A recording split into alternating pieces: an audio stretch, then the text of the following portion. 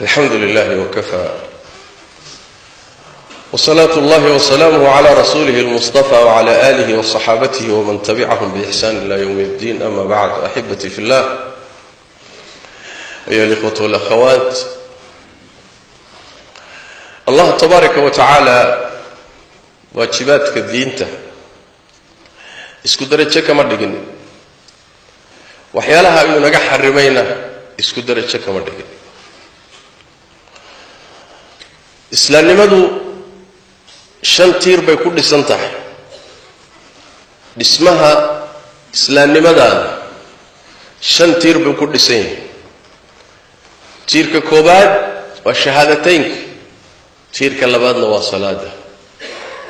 sida nabigu sallallahu alayhi wasallam xadiidka ibn Umar fi sahihayn ku sheegay, shanta tiir: shahaadateynka, salaada, zakada, soonka, xajka. salaadu waa tiirka labaad oo ruuxa islaamnimadiisu aynan istaagaynin inuu la yimaado mooyaane. waa arrin muhiim ah. wax xubnuhu ay qabtaan oo camal ah ayadaa kowka ah. wax camal ah, fariidada ugu horraysa acmaasha waa iyada. waa xidhiidhka rabbi iyo addoonka ka dhaxeeya. allah tabaaraka wa tacaala qur-aanka kariimka aad buu ugu soo celceliyey salaada toosiya, si saaniya oo wacan u tukada, salaadaha xifdiya. wabilmunaasaba salaada tukada uma badna in la yidhaahdo, laakiin waxay u badan tahay in la yidhaahdo salaada toosiya, hagaajiya, xifdiya. waana kala duwan tahay. aad baa rabbigeen tabaaraka wa tacaala digniin adag uga bixiyay salaada in la dayaco ama la fududaysto. qur-aanka kariimka ah iyo sunnada nabigeena sallallahu alayhi wasallam iyo xadiista iyo camalkii saxaabada ridwaanullaahi calayhim iyo madhabkoodiiba waxay isku raacayaan ruuxii salaada dayacay in uusan muslim ahayn, inuusan tirsanayn oo uusan ummadan ku tirsanayn.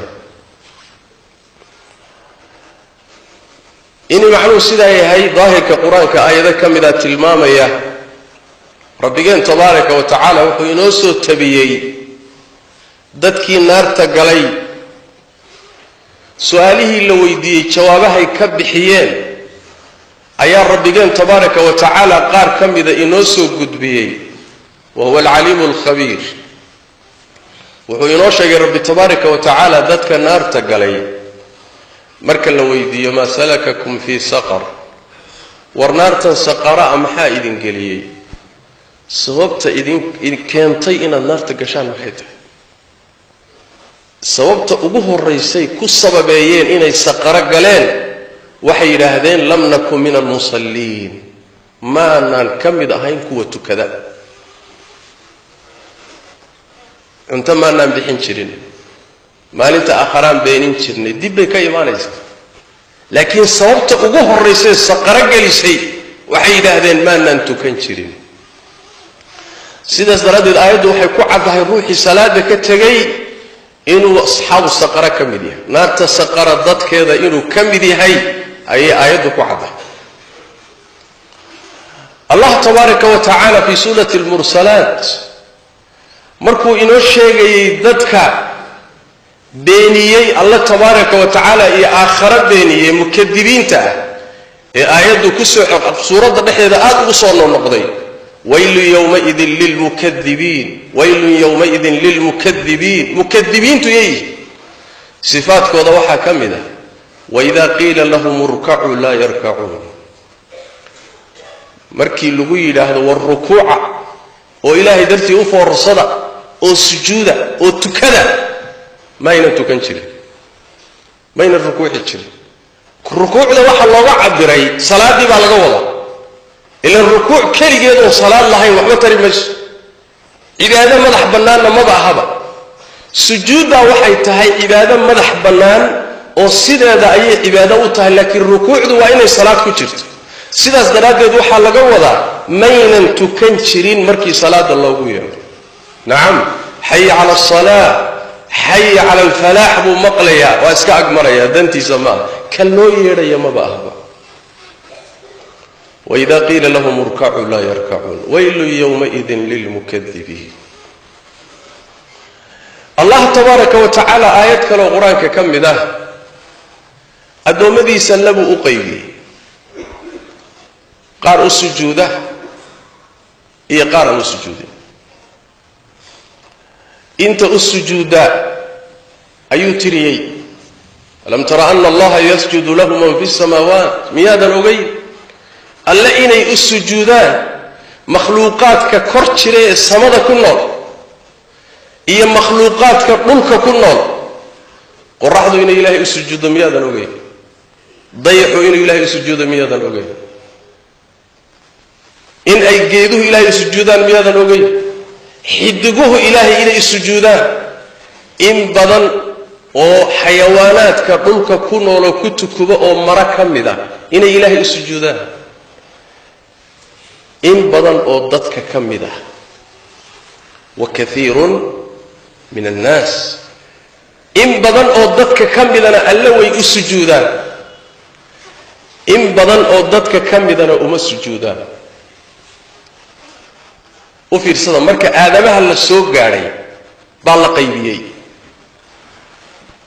samadii lama qaybinin, wixii ku noolaa malaa'ig iyo wixii kor jiray lama qaybinin. dhulka makhluuqaadkii kale ku noolaa lama qaybinin. xidigihii lama qaybinin, geedihii lama qaybinin.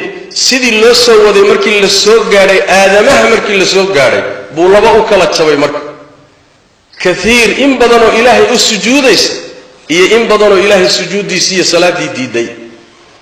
allah wuxuu yidhi tabaaraka wa tacaala, inta salaada diiday xaqa calayhim alcadaab, ilaahay cadaabkiisa iyo cuquubadiisa ayaa korkooda ku xaq noqotay oo ku suganta oo ku waajibtay. kuwa in la cadaabo waayo. markaasaa rabbi wuxuu daba dhigay, waman yuhin illaahu famaa lahu min mukrim. cid ilaahay ihaaneeyey oo salaad la'aan dhigay oo diin la'aan dhigay oo sujuud la'aan dhigay, ilaahay baa ihaaneeyey. cid ilaahay ihaaneeyeyna cid karaamayn karta ma jirto. ina allaha yafcalu maa yashaa. markaasaa weli waxaa laga sii dambaysiyey, haadaani khasmaani ikhtasamuu fii rabbihim. labadaa qoloo qaarna ilaahay u sujuudayaan, qaarna sujuudda diideen oo cadaabka gelayaan.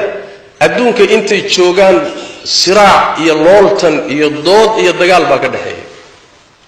marka waa dad aan tukanin oo gaalaa iyo dad tukada oo ilaahay sujuudo muslimiin. aayaadkaasi waxay ku cad yihiin khatarta ay leedahay ruuxa salaada ka tegay iyo xukunkiisa wuxuu yahay. aayad kale rabbigeen tabaaraka wa tacaala wuxuu inoogu sheegay, maalinta qiyaamada marka la tago rabbi addoommadiisa wuxuu tusayaa calaamad. saaqa ayuu faydayaa. nebiga xadiidkiisana waxaa ku sugan saaqu inuu saaqa rabbi yahay. saaqa ayuu alla faydayaa tabaaraka wa tacaala. calaamaddaa markay arkaan dadkii mu'miniinta ahaa way garanayaanoo markaasay sujuud la daadanayaan. kuwii aan ilaahay u sujuudi jirin oo tukan jirin markay sujuuda is yidhaahdaan, dhabarkoodii baa wuxuu isu bedelayaa bir isku baxsan oo meelay ka laabantaba aan lahayn. mar alla markuu foorso rukuuc is yidhahdo ama sujuud aad is yidhaahdo, qadaad buu u dhacayaa, ma islaabi karo. sababtu maxay tahay? sababtu wax weeyaan, adduunka markay joogeen ayagoo fayow oo nabad qaba oo barwaaqaysan ayaa sujuudda loogu yeedhi jirayoo kaaleyo tukadoo sujuudda la dhihi jiray diidi jireen. maanta marka ilaahay hortiisa inay ku sujuudaan adeer looma ogola. waa inay qadaad u duulaan markay foororsays dhahaanba.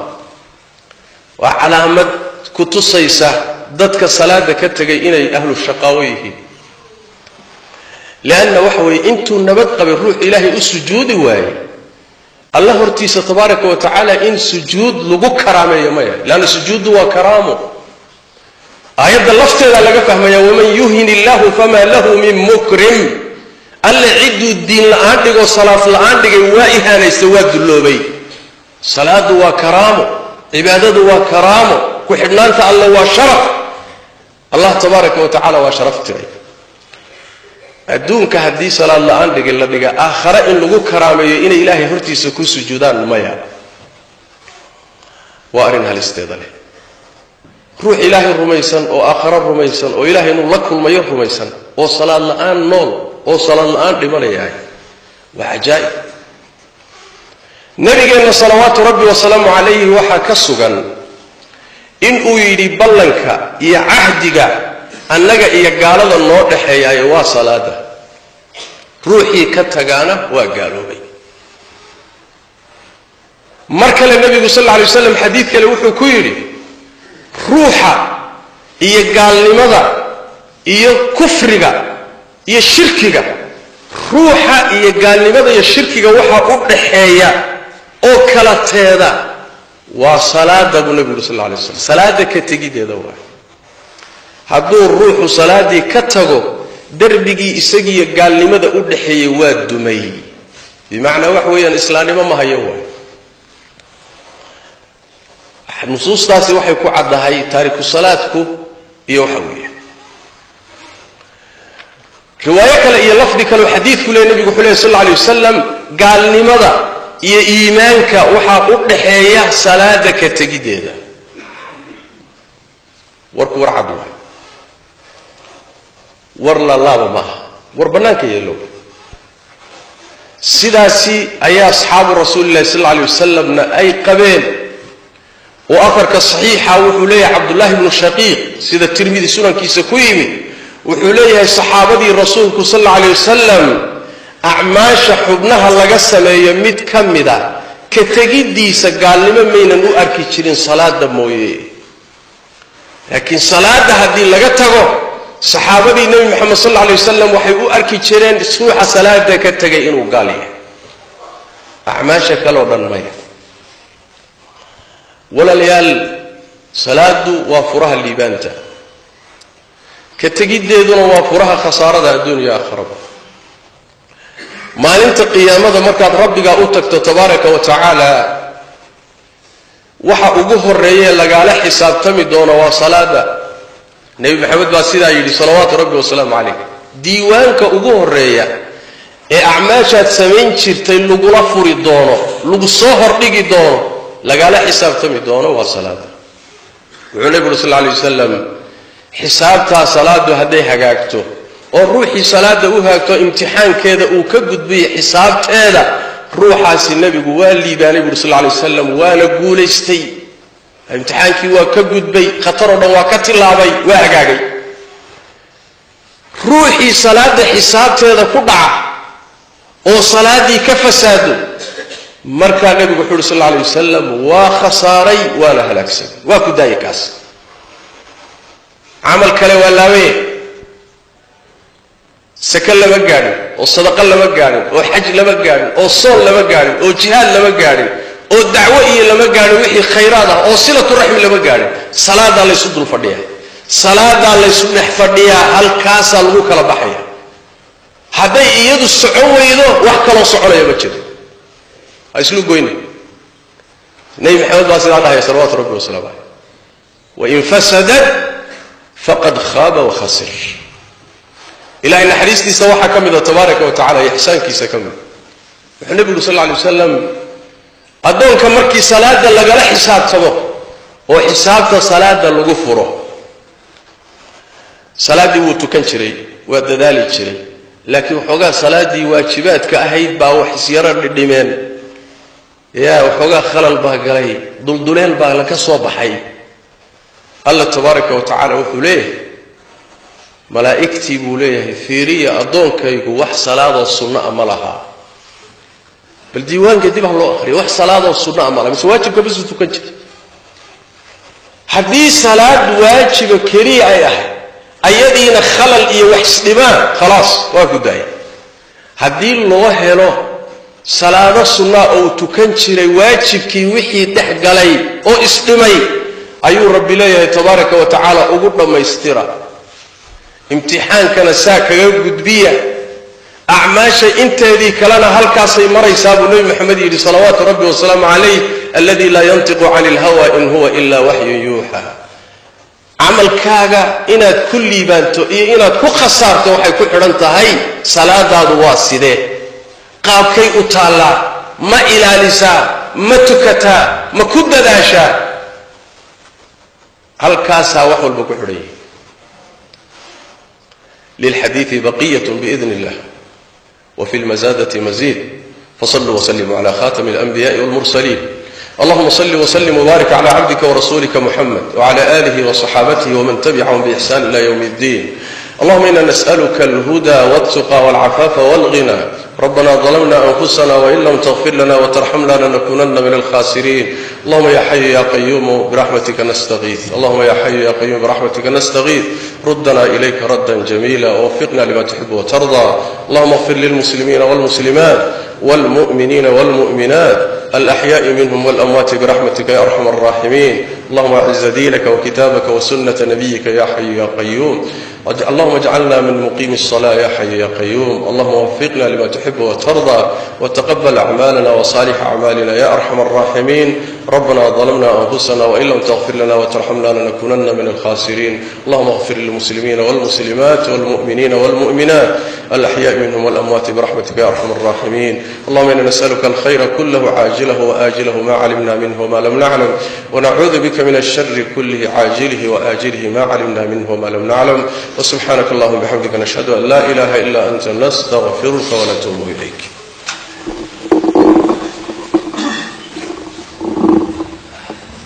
الله أكبر الله أكبر أشهد أن لا إله إلا الله أشهد أن محمدا رسول الله حي على الصلاة حي على الفلاح قد قامت الصلاة قد قامت الصلاة الله أكبر لا إله إلا الله